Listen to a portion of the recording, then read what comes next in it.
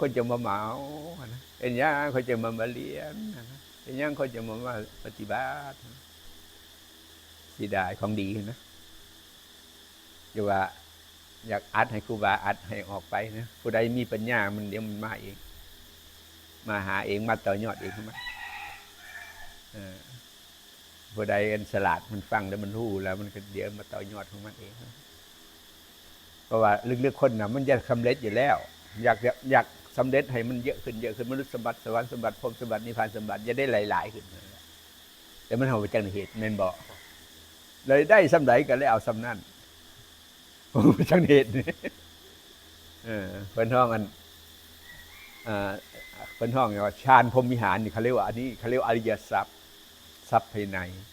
ใครมาลักเอาไม่ได้ปล้นไม่ได้แย่งสิ่งไม่ได้เป็นสมบัติของเราเข้าใจบ่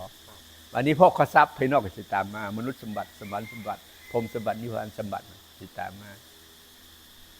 บรรลุเร็วใครทรงฌานพรหมวิหารสีได้บรรลุเร็ว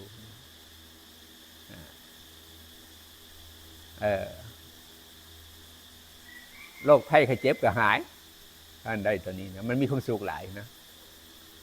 ทุกข์กับโรคมันมานำกันได้ทุกข์ก็พอสุขหลายๆหรือทุกข์ก็หายไปโรคก็หายไปแล้วมันโรคเป็นอยู่เอาสังเกตเบิ่งนะตอนเขาสุขหลายๆโรคจังไปใส่หายไปหมดโรคภัยไข้เจ็บหายไปหมดวันนี้พอสุขลดลงแล้วสุขหมดหลดมาเดี๋ยวได้โรคไหลมาเดี๋ยวได้บ่ายใครว่ามันรอดจังหวะอากาศเนี่ย